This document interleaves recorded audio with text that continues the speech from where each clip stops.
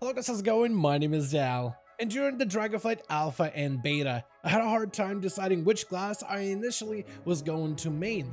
Eventually, I settled to continue my journey on the Rogue, but I was hard set on playing as many alts as possible so that I could continue to enjoy all of the newest Dragonflight class changes. Compared to the last few system-heavy expansions, managing alts in Dragonflight is rather easy, which gave me a unique opportunity to play and explore so many enjoyable and unique playstyles, while getting the first glimpse of class changes whenever they arrive to the patch 10.07 PTR. Recently, I've been getting messages from you guys asking me which classes are worth getting into. Some of you are looking to return for 10.07, or have friends returning to the game for the very first time and wish to recommend them something that they will enjoy now and into the future upcoming update. Some of you are interested in delving into the vault of the Incarnate's raid, while others wish to focus on PvP, but many of you are looking for a spec which can perform well in PvE content, specifically favoring Mythic Plus dungeons. This week in particular is a great week for leveling, with the Darkman Fair granting you 10% bonus experience from riding the carousel, and with this week's Time Walking event, the Wrath of the Lich King dungeons are a fantastic source of fast experience gains, with most dungeon runs being complete rather quick, letting you take advantage of fast experience rates to catch up any future mains or potentially some alts you wish to explore. In today's video, I wanted to highlight some of the classes worth diving back into, featuring reliably strong choices, especially for Mythic Plus content, as well as noting any particular playstyles which are looking to only grow in the patch 10.07. But right before that, most of you guys watching these videos are still not subscribed. However, the more of you remind, the more of you do. So let's keep it going. Subscribe to the channel as well as hit the bell if you're watching these videos anyway, especially if you're looking to get regular class and content updates for all the future Dragonflight builds. I'm going to be separating this list by the three main roles which make up the holy trinity of World of Warcraft endgame content, beginning with a stalwart leader of most parties, the tank role, starting with the protection warrior. Throughout the duration of Dragonflight, no other tank has gathered nearly the same popularity as the warrior, and no other class has been able to dethrone him just yet. Protection warrior is the bulwark of defense, featuring what seems like endless ways to mitigate damage, quickly becoming known for the universal reliability in all instances and at any skill level. Protection warriors are the most approachable tank that a new player can pick up. They start out easy with a relatively simple rotation and provide plenty of passive and active tools featured around reducing your damage taken, while keeping the rotation fun and varied, with a lot of talents focused on contributing to group-wide damage. And while no other tank has been able to dethrone the warrior from their throne, a rising upstart is bound to challenge the rule in patch 10.07, as Protection Paladin has been climbing the ranks in high-end dungeons and is expected to explode in popularity based on the early PTR tuning.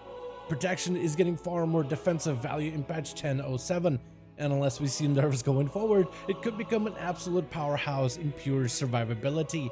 Paladins are very similar to warriors in terms of effectiveness, but provide a much more active playstyle, capable of cleansing allies' debuffs while providing efficient group-wide healing, and are able to regularly shut down enemy spellcasts with silences.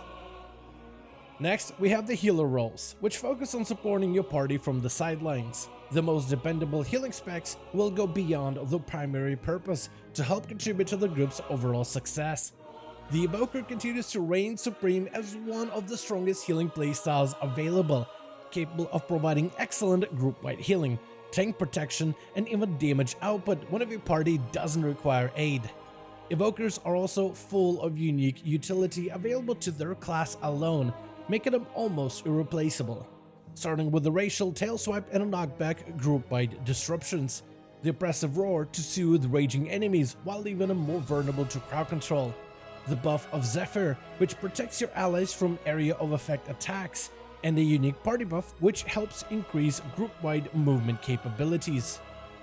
The only other healer which has been able to come close to challenge the Evoker is the Restoration Druid, which currently has some of the most competitive healing output available. Restoration Druids are a hybrid class thematically, and many of their skills support the ability to contribute to group healing as well as damage, with very little to sacrifice from either department. Druids are also the best class to deal with enemy and rage mechanics and supply a versatility buff to their allies, and can also disrupt enemy dungeon packs, adding to the group-wide control capabilities. Next, we have the DPS classes, starting with the melee. While most melee playstyles are relatively close to each other in terms of performance, we have 3 specs which stand out from the crowd, and all 3 will share similar traits which allows them to excel. Everyone has a damage kit that's competitive and versatile, capable of performing no matter the instance or the encounter. And all 3 playstyles also excel at enemy disruptions, able to lock down large dungeon packs or control a singular foe entirely containing any threat the enemy may possess. Subtlety Rogue will be among most popular of those 3 playstyles.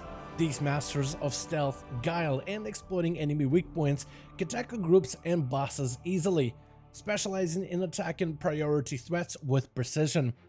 Rogues also shroud their allies in stealth, letting them bypass certain foes easily, which adds a lot of flexibility when it comes to approaching different dungeons.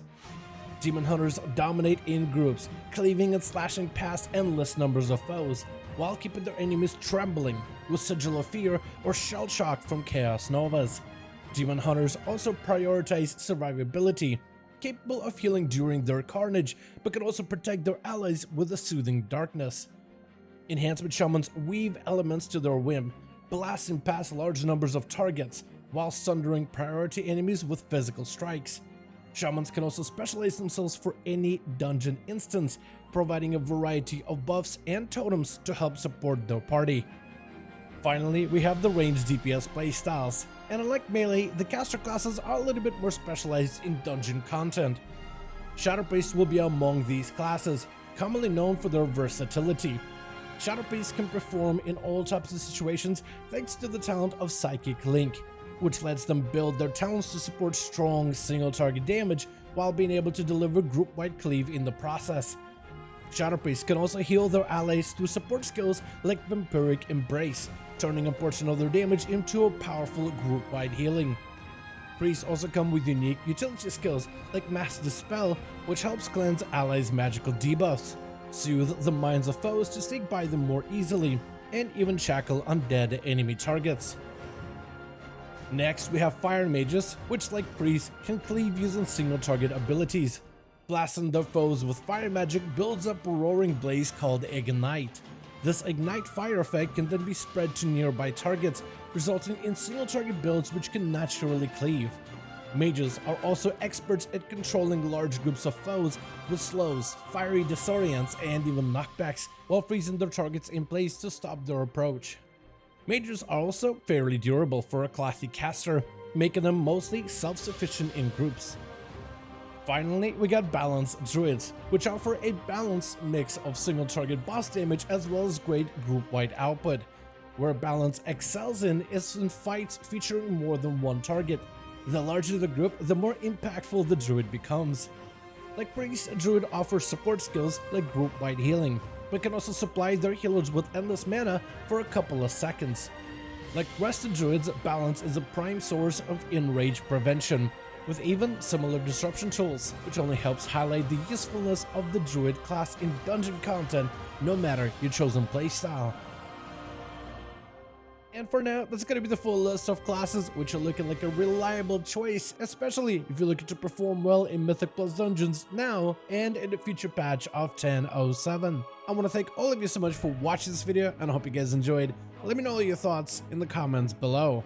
As per usual, if you guys enjoyed this video or found it informative, go ahead and give it a thumbs up. I would very much appreciate it.